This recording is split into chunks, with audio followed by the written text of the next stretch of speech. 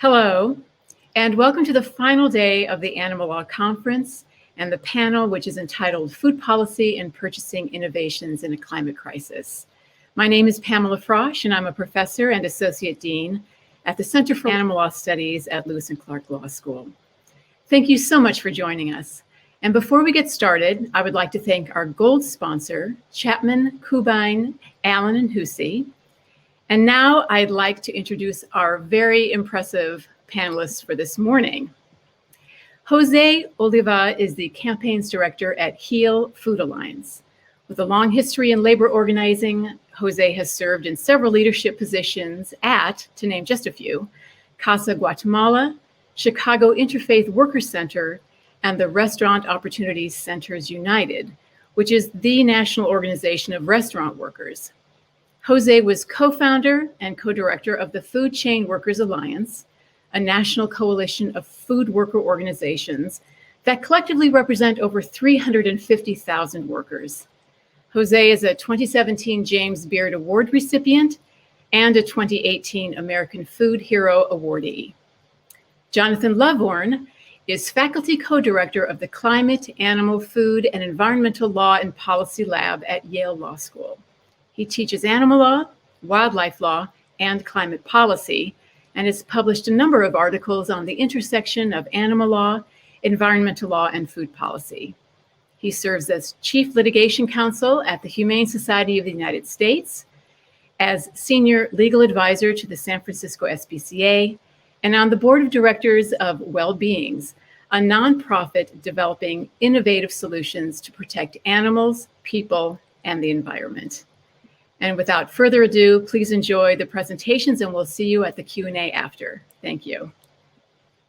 First of all, thank you for inviting me. My name is Jose Oliva. I'm the campaign director for the HEAL Food Alliance, also the former co-director, co-founder of the Food Chain Workers Alliance.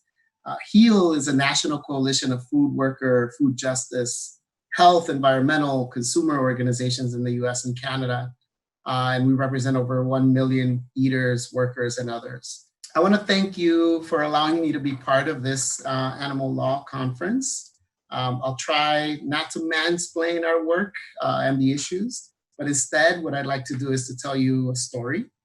That's my story, and hopefully by the end we could all understand how racism, imperialism, food policy, and animal welfare are all interconnected. So it all starts with a young economist from Guatemala. He's caught up in the idealism of his era, and that's my grandfather, Mario Gonzalez Orellana. He joins students, workers, women, civil society in general to establish the first democracy in Guatemala in 1940. And then a few years later, in 1944, he becomes the agriculture vice minister. And his job, the role that he was assigned, was to map out all of the arable land in the country.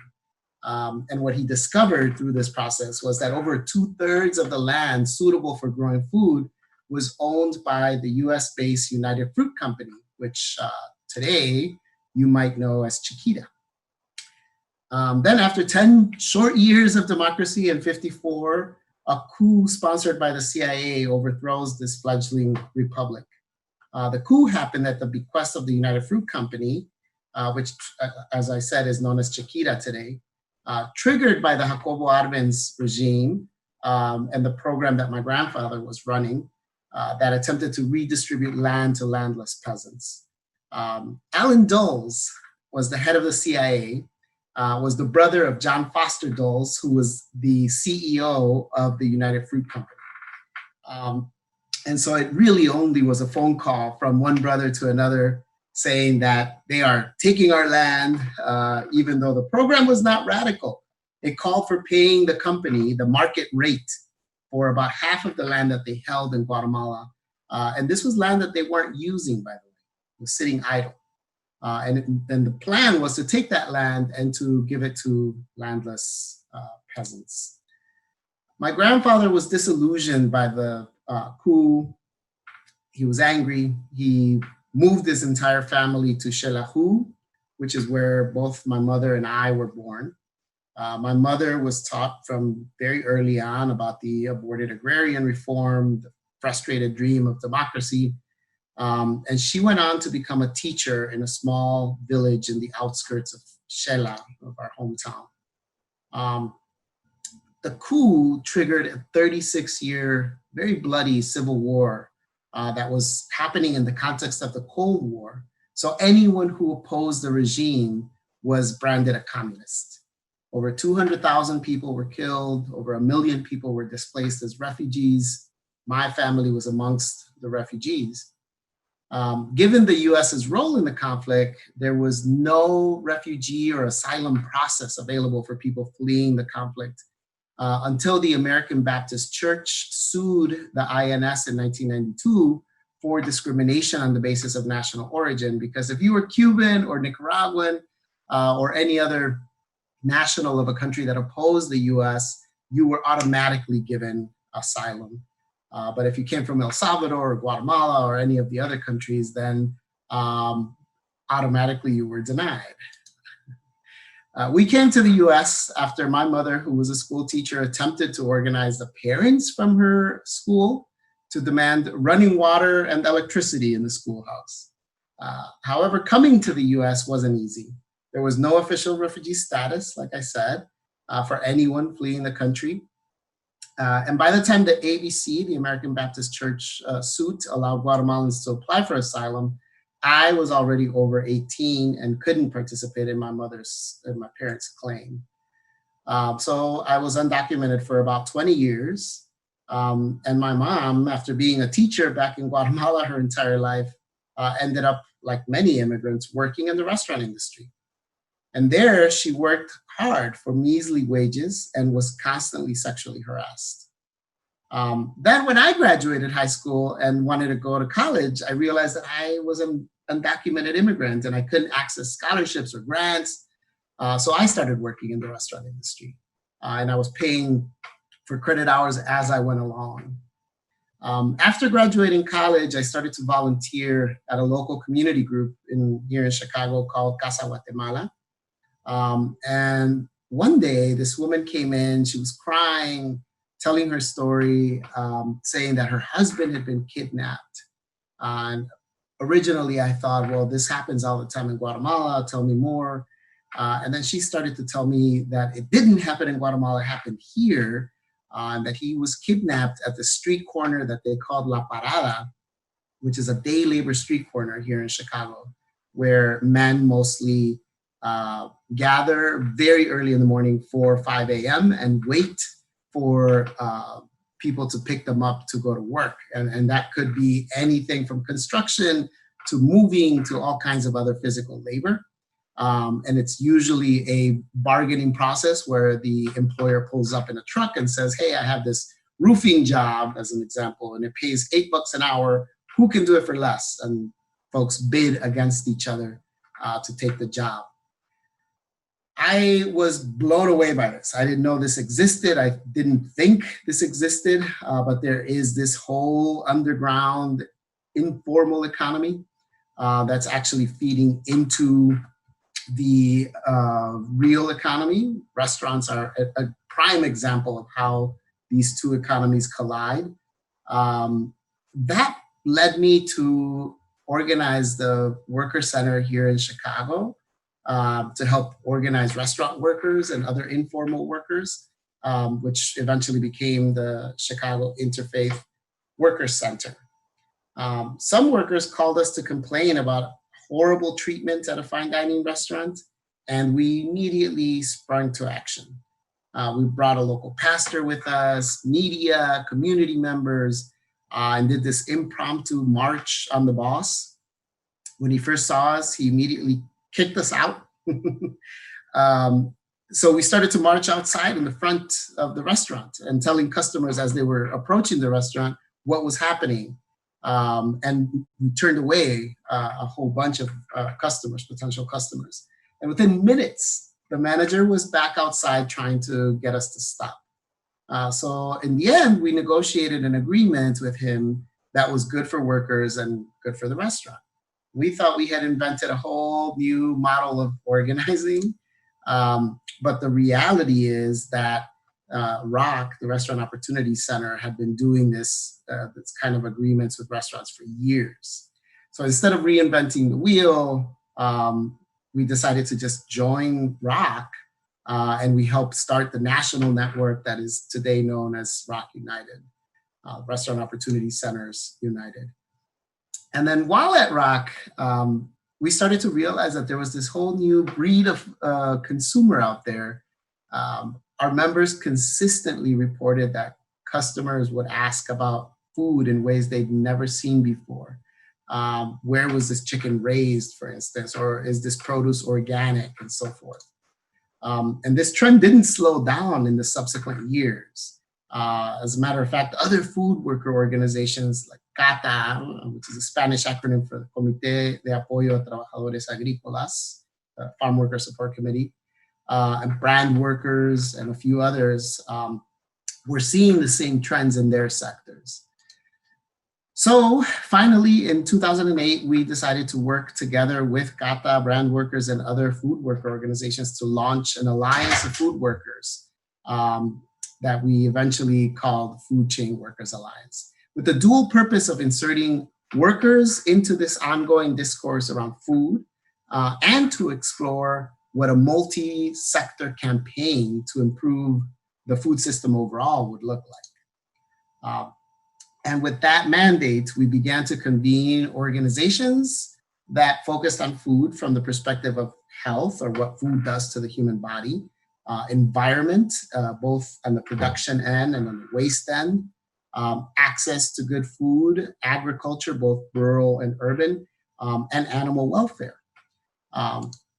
And with all of those sectors together, we developed a platform that has these 10 planks, which essentially address the economy, our health, and the environment. Our members are farmers, fishers, farm workers, food workers, consumers, food access, animal welfare, and environmental advocates of many generations, races, and backgrounds. We have a theory of change that is pretty straightforward. We're not going to get to the root of the problem by addressing the symptoms, so we have to address the root. Secondly, we have to divest from the bad and invest in the good. There's always this tension about, do we work to create the food system we want to see, or do we fight the food system that currently exists that's exploiting and destroying the earth and animals and people? And the answer is, we got to do both. It isn't either or, it is and both, right? And then third, that we have to create the political feasibility. Right now, we are in, not just because Trump is in office and because we have a White House that is absolutely horrendous, but also because the system is set up to benefit very few people at the expense of many others. The political feasibility just doesn't exist for us to create the kind of food system that we need. And so we need to create the political conditions, the political reality, so that we can do that. And then no single organization has, or alliance, or even sector, right, has all of the answers that are needed. So we need a multi-sector approach that busts all the silos that exist in food work today, and really understand the system as a whole rather than, the pieces of the system. I always talk about this as that proverbial balloon, right? When you squeeze one end of it, the other end pops. So if you're addressing just labor issues, animal welfare issues might pop up, or vice versa, right? And so we need to be able to address both and more at the same time. Also, that frontline and impacted communities have to be the ones that are leading. We can't be in the room only listening. We have to be in the room making decisions as both the communities that are on the front lines and the communities that are most impacted by this food system. And then finally, that to make the change that we need to work and influence in multiple arenas, right? That is kind of obvious in all of the previous theories of change that I mentioned. How do we do this, right? So that's the what, and this is the how. So we have three major program areas. One of them is the School of Political Leadership, where if you think of it in terms of the micro, the meso, and the macro, the School of Political Leadership is the micro, right? It's really about identifying individual leaders, people who could either run for office or run a campaign in their town or run a really important organization, right? And so it's really about developing those leadership skills and making sure that they have the tools in order for them to do that. And then the second layer up, right, is the campaign work where the actor is not the individual, but it's organizations. And the goal isn't to transform the individual, it's to transform institutions, right? So the campaigns are both in the public sector, public policy campaigns, and also in the private sector, identifying companies, individual corporations that are bad actors and influencing them so that they can become better actors. I don't say good actors because I think that's kind of impossible in the current environment. And then the final rung of that is the macro, right? And in that rung at the top level, we're really talking about change happening at the societal level, right? It's not institutions that we're changing, it's the system overall, right? It's our society. And the only way to do that is if various organizations, alliances, et cetera, all band together and identify that as a goal. And so that's what we are trying to do. And that's what I invite everyone here to participate in, is building a movement so that we can actually transform the system and not just reform the edges of it. One example of this is some of the work that we're doing around procurement in one of our campaigns. Good Food Purchasing Program has 5 value categories, and the 5 value categories are around nutrition, environmental sustainability, valued workforce, local economies, and animal welfare. And the idea is that we identify a particular institution that buys a lot of food, like public school systems, and pass policies that have these 5 value categories built into them, so that when those institutions are purchasing food, they're actually taking these 5 value categories into consideration. And that there are metrics, right, measuring exactly how they are progressing along towards a goal of actually transforming the entire supply chain so that they're not purchasing food that is destroying the environment, or that's treating animals badly, or that is exploiting workers and so forth. It's actually been really successful. We've passed it in a number of places and have had a pretty significant impact so far. Our successes up to date, when we first launched the campaign back in 2011, we passed it in LA, then San Francisco in 2015, and then you can see the list here on your screen. What you don't see is that there's actually a number of different campaigns that are ongoing, including New York, Florida. There's several cities in Florida that are working on good food purchasing. Colorado, Texas, a bunch of other states. So I think I want to leave it at that, and I just want to reiterate that my hope in being here today is that you all can see how we can actually work together on this, and how systemic change is what we actually need in order to address animal welfare issues as well as human rights issues. And the only way to do that is if we bust down these silos and work together towards those goals.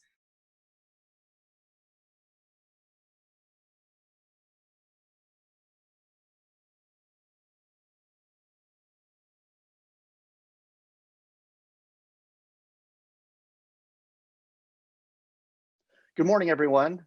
We're talking today about food policy purchasing innovations in a climate crisis, essentially talking about the intersection of climate, animals, and food.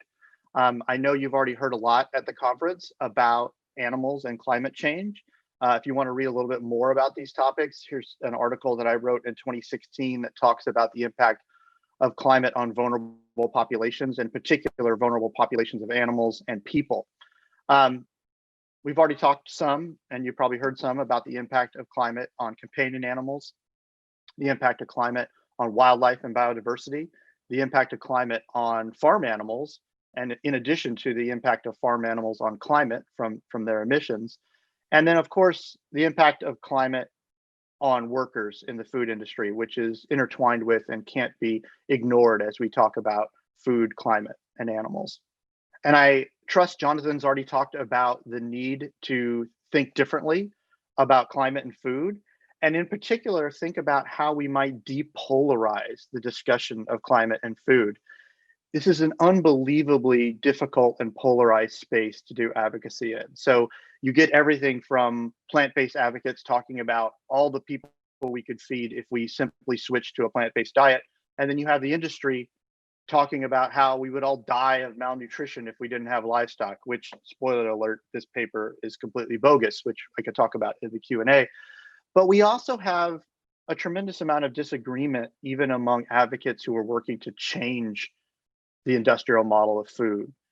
So how do we unpack this debate, and how do we move beyond it and think about ways to address food, animals, and climate collectively? Well, I want to talk a little bit about some concepts from this paper that I wrote that talks about maybe discarding some of our current frameworks for food policy and thinking about new ones. So let's dial it all the way back to the beginning. So at its most basic, everyone needs energy, whether it's food or if you're an autotroph, you need light and heat in order to make your own food. But everyone needs energy to survive. And there's no free lunch within this system. So every calorie of food or human energy or animal energy has a food print or footprint. So whether it's impacts on soil or water or resources or workers, it all costs. And this is an incredibly damaged and broken system that we're dealing with, and we won't have time to go through all of it. But essentially, we treat the food system the way we treated petroleum and fossil fuels for the last 50 years, the way we treated the great forests in the 50 years before that, and ultimately the way we treated the great whale stocks of the world the century before that, which is limitless resources for extraction, which we can take advantage of without regard for how long we can do it or what the impacts are. And the cracks are really starting to show. The UN has talked about problems in the food system with respect to soil and energy and pollution. And the three really major problems in this space are soil, how we use our land and what we're doing to it, water, which of course is very intensive for a lot of different food production. And note that this doesn't follow the typical plant-based versus meat-based battle. I'm sorry to report that chocolate is actually really, really bad from a water consumptive standpoint. But ultimately, what we're talking about here today is the energy cost. The food system is incredibly energy intense and hungry for fossil fuels. So for every 12 calories we burn, we get 1 calorie of food out, which is pretty amazing to think about. Every calorie you eat burns 12 calories of fossil fuel, which is part of why overall your food print from a climate standpoint is 20 to 30% of your total emissions output, which is pretty staggering given how little attention we spend on food and climate. And as I mentioned already, the system is spinning out of control. So most experts believe that the current status quo cannot continue into 2050 and still feed 9 billion people without exceeding the environmental limits of the planet.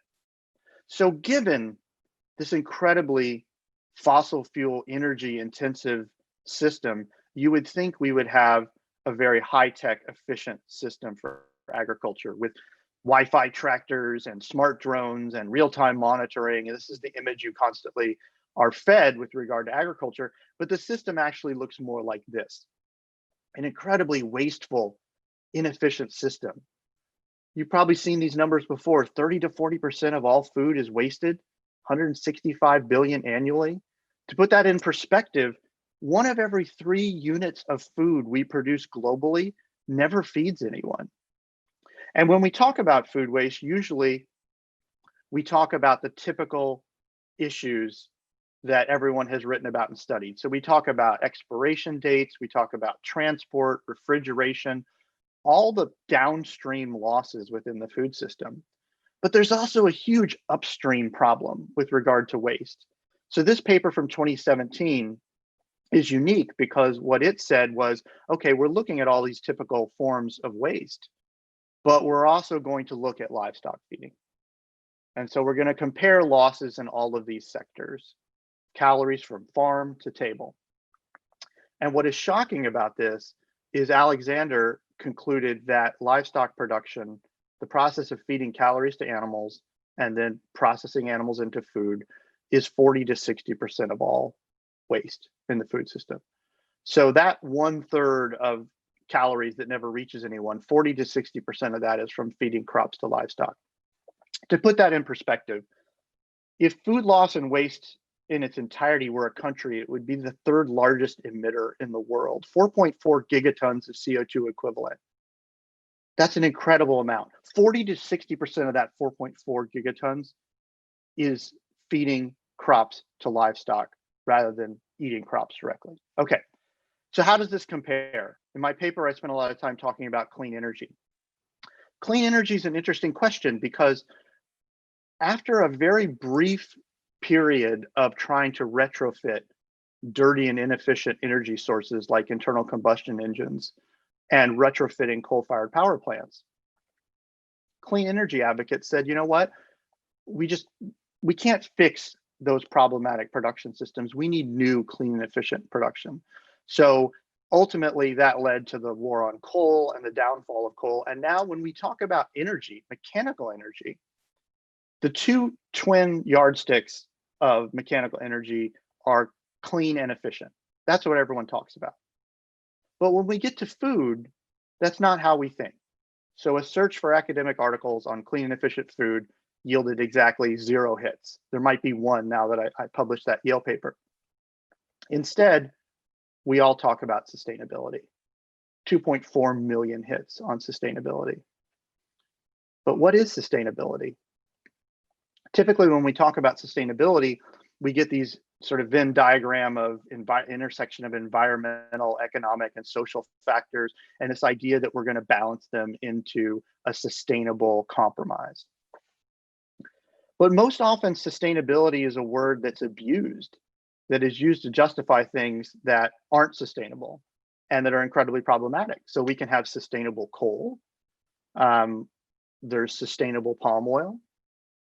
There's sustainable hamburgers, complete with the guy sitting on his iPad in the cow pen for some reason. You know, and even bizarre things like sustainable grilling, where someone thought that this was good advertising, where they're literally cooking the earth. And so this is a little bit of an advertising fail. But this idea of sustainability is thrown around as some kind of balance. But what we actually are dealing with when it comes to food is a much more problematic intersection. An intersection of pollution and resource depletion, global oppression and food insecurity, and food waste and inefficiency, which puts us at the center of a broken system that's incredibly exploitive. Well, oftentimes this is justified by outputs. Well, we've got to feed the world. The problem is we aren't. So there is enough calories to feed the world, but the food isn't going where it needs to go. And if you want to look at this, I highly recommend this paper, which talks about the connection between global debt, the growing of cash crops, the feeding of livestock, and global hunger. And, you know, too long didn't read, it's not working. We still have tremendous amounts of global hunger. Okay, back to clean energy for a second. So in the paper, I talk about, well, why don't we compare food systems to mechanical energy systems and see how they fare, how they measure up. So the first big, villain of the clean energy movement is internal combustion engines. Got to get rid of cars or change our transportation. We need electric cars, everything else. Internal combustion engine is typically about 25% efficient, 75% waste. So for all the energy that goes in, you get about 25% of mobility out of that system. That's an incredibly inefficient way to power transportation, and one of the reasons why clean energy proponents are trying to get rid of it. So the other villain, coal-fired power plants, 35% efficient, 65% waste. So for every train car of coal you drive into the coal-fired power plant, Only about 35% of that energy is converted to human use. The rest is waste, pollution, and emissions. Animal agriculture in particular does not fare very well in this comparison. So beef, pork, and chicken are 3, 9, and 21% efficient. Eggs is the big winner at 31, almost as good as a coal-fired power plant. So when people talk about industrial agriculture being the coal-fired power plant of food, that would be a compliment. The industrial food system would have to increase its efficiency considerably to even reach the level of a coal-fired power plant. So one of the ways I like to talk about this so that people can conceptualize it is imagine that a major oil company, Exxon, take your pick, decided that they were going to try to get ahead of their competitors by marketing a new product, scented or flavored gas. Essentially, rather than smelling old boring emissions from your tailpipe, you'd be able to choose flavors and drive around with lavender or whatever coming out of the tailpipe.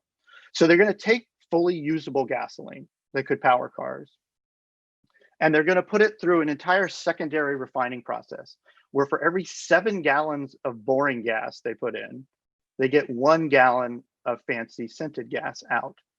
And then they charge a premium for it at the gas pump. You get to choose your flavor. People would go nuts. The outrage, it could never happen.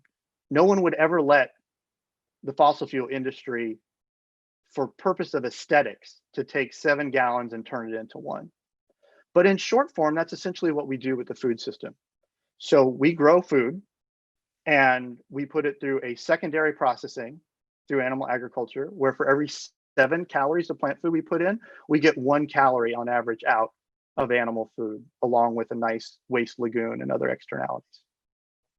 This fundamental inefficiency is part of the reason why emissions are so high from this sector, and why people are starting to point out that the emissions from big meat and dairy in some cases are bigger than the emissions from certain aspects of big oil. Most people don't know that, but it's tied to this fundamental inefficiency in the food system. So what are we doing in the clean energy front and the food front to address this? Well, in the clean energy front, it's pretty clear. We're replacing dirty, inefficient systems with cleaner and efficient systems. And efficiency is the key in that conversation.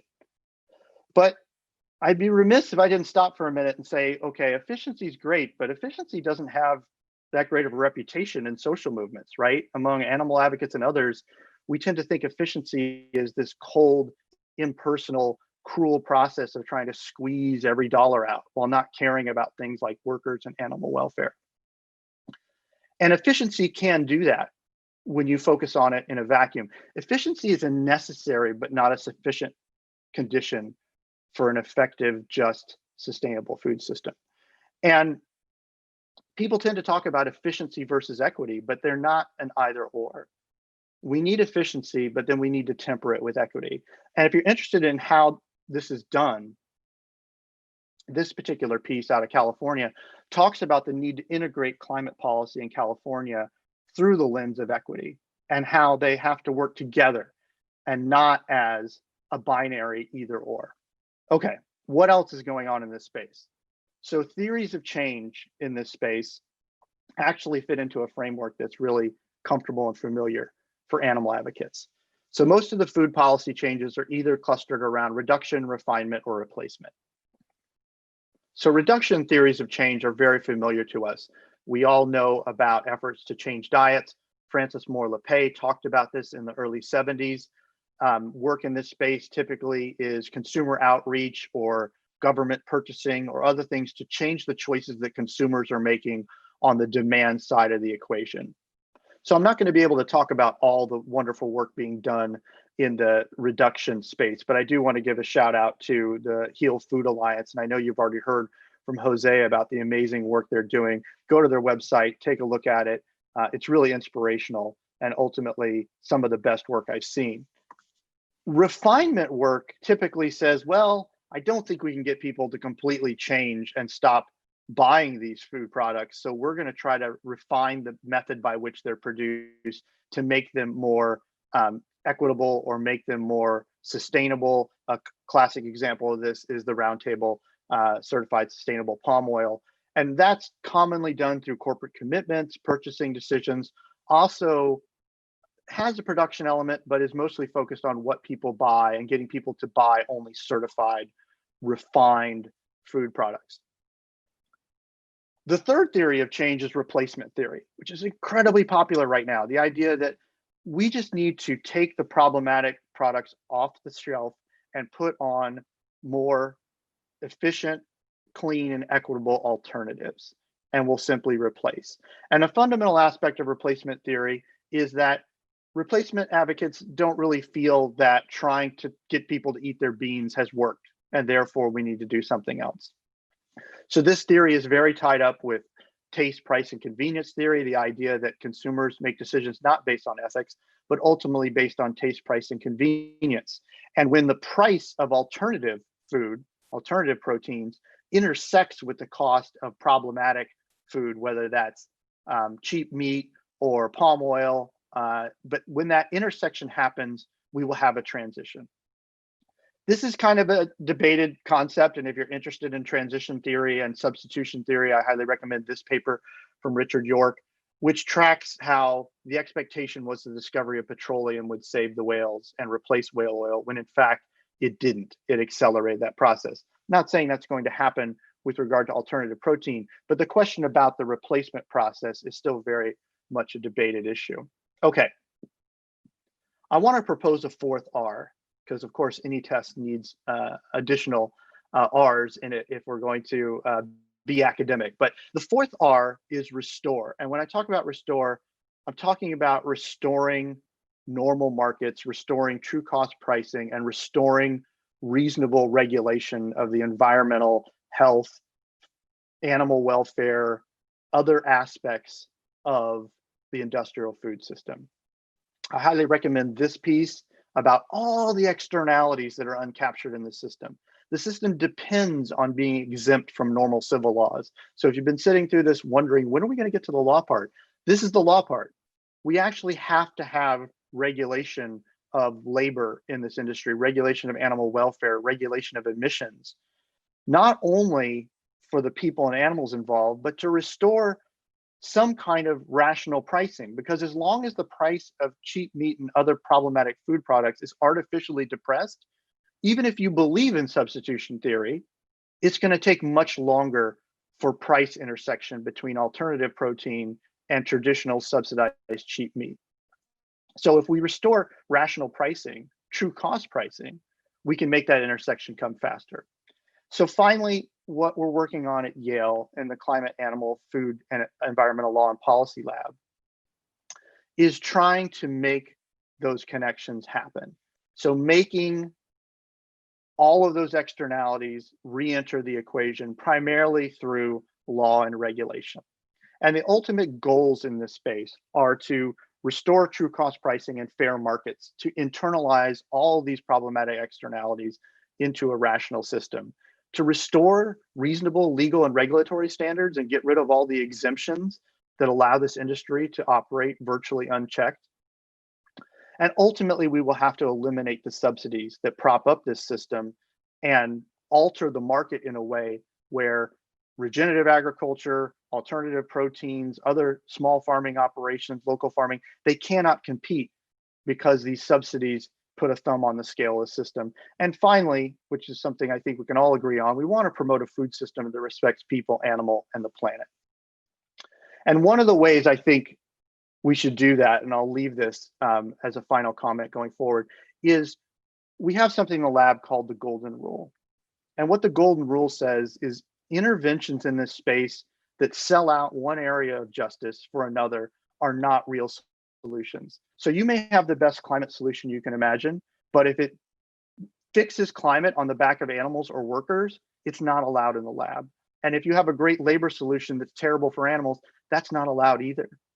As we build interventions and we try to build a better food system, we need to come up with solutions that advance climate, animal, environmental, labor, communities, small farmers. We need to find where those things overlap and work together for the change we want to see. Thank you. Thank you, John and Jose, for those wonderful presentations. And we'll wait for Jose to get back on camera, and then we will start some Q&A. Well, perhaps I will go ahead and start with one question, and John, maybe you can start with the answer. I think it's an appropriate question for both of you, but we will have you respond first. It seems that one big problem with food policy generally is that the U.S. Department of Agriculture, it supports the current system of food production and distribution. Would one possible approach to beginning to fix our food system be to make changes in the USDA's mission? And if so, where should we start? Wow. Jose, do you want to take the first crack at that one? I could talk for a while about it, I think. Sure, throw me under the bus. I think there's a lot to do with the USDA. Absolutely. I think a lot of the existing legal infrastructure in this country in general is meant for a food system that was around about 100 years ago. So yes, USDA, most of the standards of the USDA are actually very outdated, as are some of the standards in the Department of Labor that are ruled by the Fair Labor Standards Act or the National Labor Relations Act, that has literal carve-outs for farm workers, right? Where the laws that govern the rest of us that say things like you have to pay people minimum wages don't apply to farm workers. You don't have to pay them a minimum wage. Child labor protections that apply to the rest of the world don't apply to farm workers. That's why you have kids as young as 10 working in the fields all over this country. So yes, there's a whole lot of legal reform that needs to take place in many of the agencies that actually govern our food system. How we go about it, I don't want to toot my own horn or sound a little repetitive here, but I do think it's first and foremost, it's about, and I think Jonathan's presentation beautifully did this, right? It's really about ensuring that we're not addressing just one item narrowly, because when we do that, oftentimes what we're doing is we're actually doing that at the expense of other people, usually.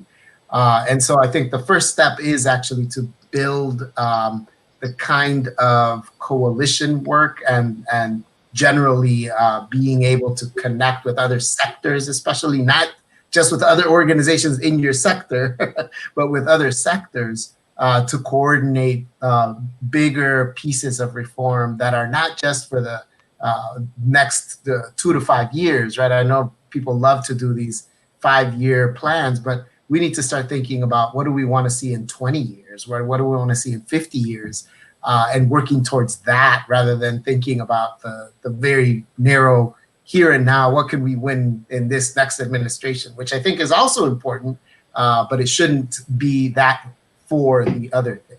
John, did you want to add to that? Unsurprisingly, I can't add to that.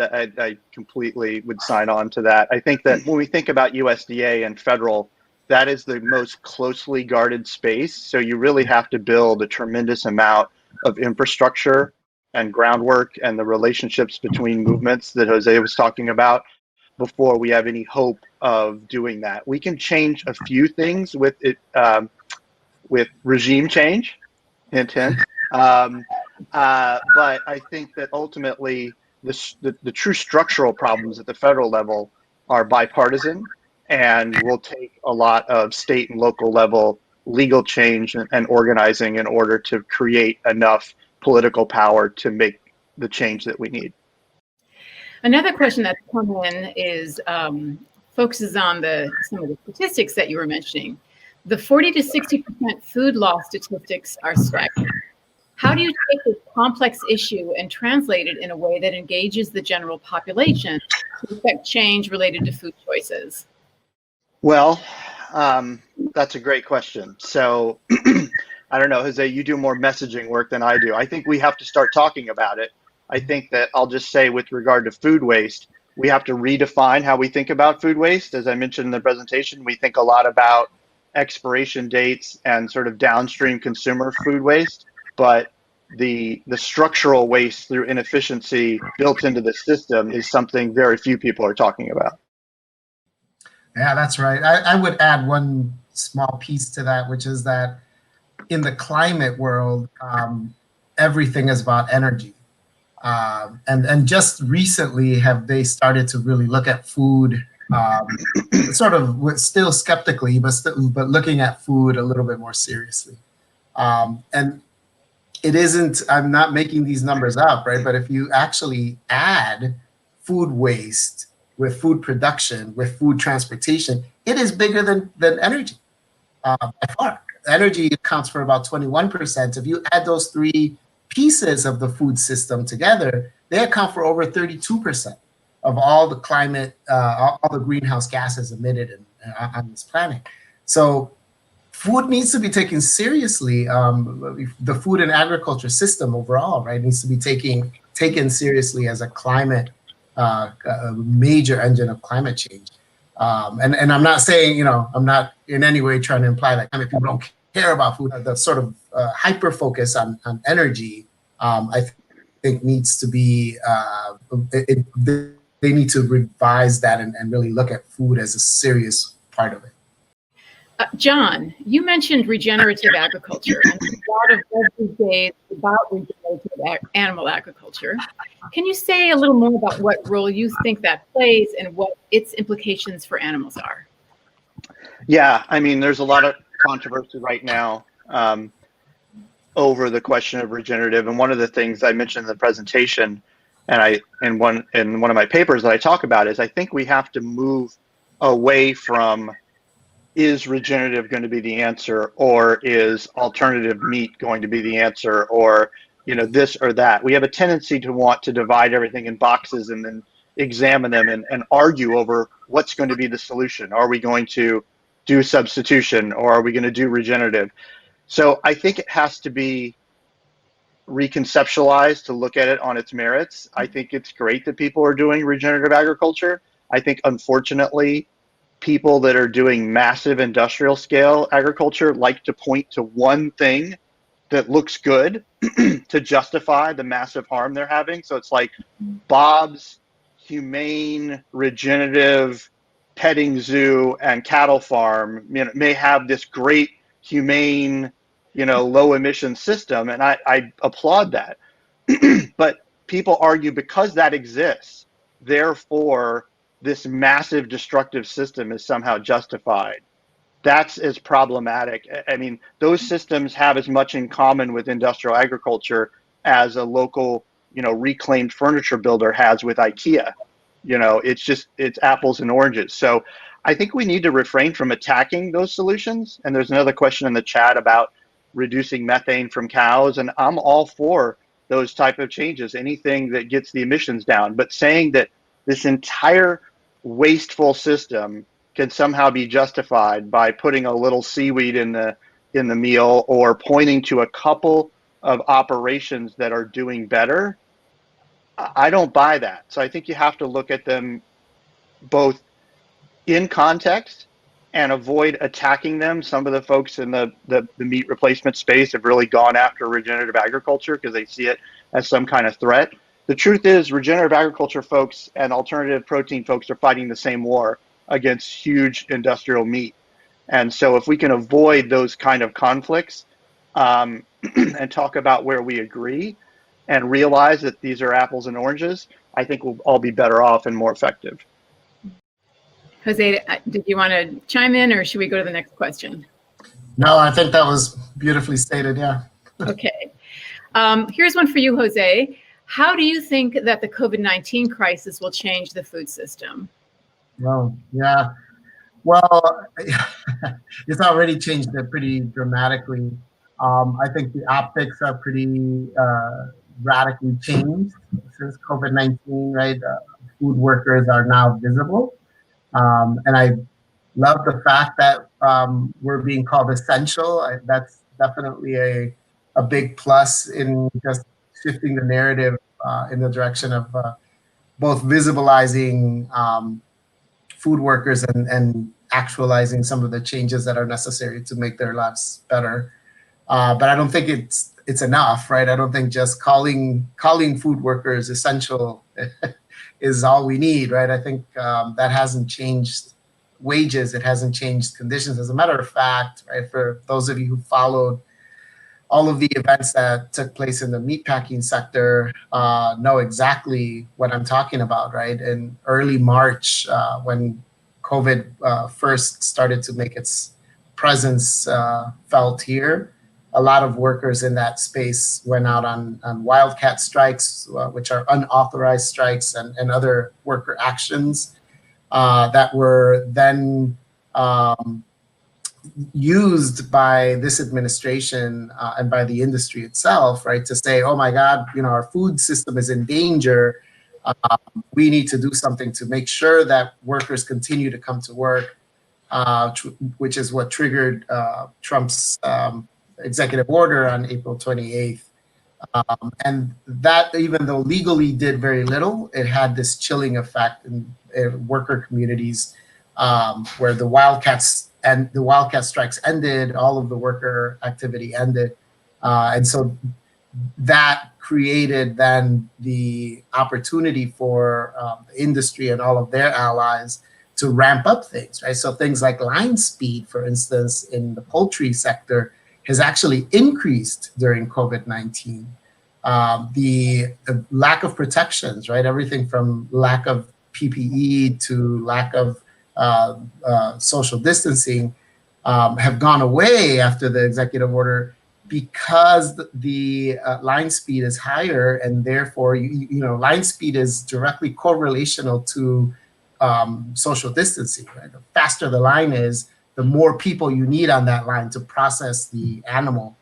And so that's the kind of, sort of backlash, I don't know what else to call it, right? The reaction on the part of the industry and their allies and the administration.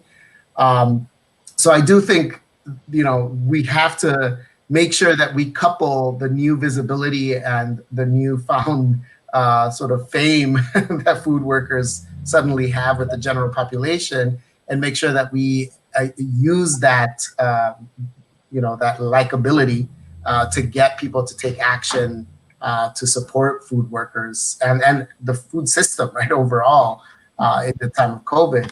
I do think there's a real risk to romanticizing or to making food workers seem otherworldly or other humanly, right? They're in the dirt with the crops and the animals, and that creates, I think, the kind of false narrative in the minds of a lot of folks that really makes food workers seem like they can just do this on their own, right? And they don't need to be supported by the rest of us. And they do, right? There's a lot of work that we all have to do together in order to transform this food system. John, can you please speak more to the mechanics of internalizing externalities? Maybe just a little bit more on that topic. Yeah, I've been calling them externalities for so long, but I've been thinking lately that the food system is so knowingly dependent on the exploitation of animals and exploitation of workers, destruction of the environment, water pollution.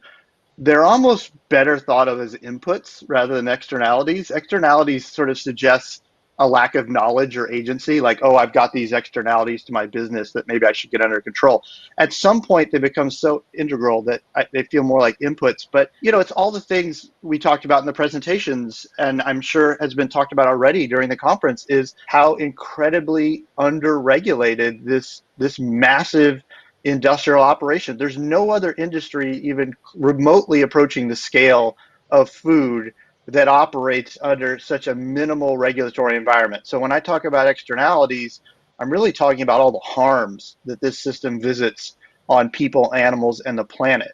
And when I talk about restoring something relating more closely to a fair market and real, true cross pricing, I'm talking about we need to put in the laws and regulations that make limits on these externalities. So whether it's climate emissions or real labor protections like Jose talked about, or animal welfare, all of those things have to be regulated. And we're not going to fix this problem without translating this to law and regulation. I know this is a legal conference and now I'm talking about the critical importance of lawyers, but in the animal movement, we love to talk about the transition from horses to cars.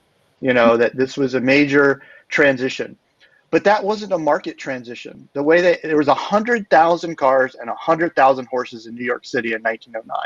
And the way the horses left was they legislated against leaving horses in the street and requiring them to be in corrals and everything else. So it's true we need alternatives. It's true we need new approaches, all these other things. But until we actually put in real civil law, rule of law protections to protect workers and animals and the environment, we will never get this problem under control, in my opinion.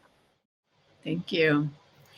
And I think we have time for one more question. And I have one question that came in for John, one that came in for Jose, but they're related. So let me read them both, and then you can each read them. So one, Jose, thank you for your presentation. Could you perhaps talk about what lawyers should do to assist your efforts? That would be really good information for many of us on this call to have. And John, your background swings across the spectrum between litigation and academia. Which path do you feel lends itself best for advancing protections for animals in this space? Wow. So, Okay. yeah. So maybe Jose, you can start. What can lawyers do to help help assist you in your efforts? Yeah, thank you. Thanks for the question. It's a nice softball setup question. I love it.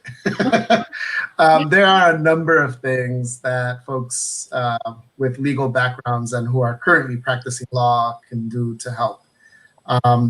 So, one example is I talked briefly about the meatpacking workers issue and how the executive order sort of technically forced them all back to work. One thing that we did legally to try to expose both the injustice in the whole system and to try to slow down the lines is we filed a Title VI complaint with USDA. Title VI, I think everybody here probably knows what it is, but it's part of the Civil Rights Act and basically says that any entity, any public entity that receives or that gives out taxpayer money has to abide by the no discrimination rules, right? So you can't discriminate against people because of their color or nationality or gender and so forth. And we all know, right, the breakdown of the workplace in any of these places. The vast majority of the people on the kill floor and on the processing lines are people of color, and everyone in the office is white, right? There's very few exceptions to that. That is, there are exceptions, but there's very few of them. So the Title VI complaint essentially said, this you can't be giving Tyson and Smithfield and JBS all this taxpayer money while they continue these racist practices. That claim got dismissed, but we were on the same side with animal welfare groups in the sense that the goal there, the short-term goal, was to slow down the line speeds, to provide workers with protective equipment, and that fared well for both animals and humans in that scenario. That is the kind of imaginative, creative, legal, suits or complaints or otherwise that I would love to brainstorm with folks who are on this call. One other quick example is we're currently working with a group of workers here in Chicago, actually at a candy warehouse, Mars Candy, and most of those workers are Black. The vast majority of them are African American. They work in these temp agencies, and the temp agencies are not technically Mars, right? They're a third company. And so there's a lot of one legal challenge that we're thinking about is a lawsuit that actually goes in both directions, because these are dual employers. So we're thinking about suing both the company and the warehouse third-party logistics company because of the lack of protective equipment and so forth and so on that's all workers want, right? They want PPE and social distancing so that they don't get sick. There's been a few of them who have already gotten sick with COVID-19. So I'll stop there, but there's a ton of other ideas that we can brainstorm. Well, I would imagine that you can expect a lot of lawyers to be reaching out to you after this conference. It sounds like there's a lot of opportunity and obviously so much work that needs to be done. And John, I'll turn it over to you. Yeah, so it's sort of a trick question because I think the answer is we need to get ourselves a little bit out of this either or model. And I'm all for effective advocacy and I'm all for weighing pros and cons. But the truth is, while we have to carefully explore and consider our interventions, the only way to address this long term is to integrate all the different work we're doing, whether it's grassroots organizing, community work, local legislation, litigation, regulatory, you name it. So it's less about identifying what the right strategy is and more about changing the way we build strategies so that the people that are directly affected are involved in guiding where those strategies go, that we're using our expertise in an additive way so that we're not doing one thing in the animal space and something else in labor and something else in climate. So what I'm really interested in is changing the model by which we build interventions to make it more inclusive and therefore more diverse and effective. And that's a sort of a cheat answer because I haven't identified what the best way, but I think a lot of the space right now is state and local, especially legislative, because as the federal government retreats further and further from its duties to protect workers, animals, and the environment, that opens up more and more space for state and local authorities to jump in. So I personally am very interested in that space, but I'm not going to look at it in isolation from all the other strategies that are out there. Well, thank you. I think that's a good and perhaps hopeful place for us to stop this session. I want to thank again both John and Jose for your wonderful presentations. They were inspiring and we all leave much better informed. And thank you for the work that you're doing.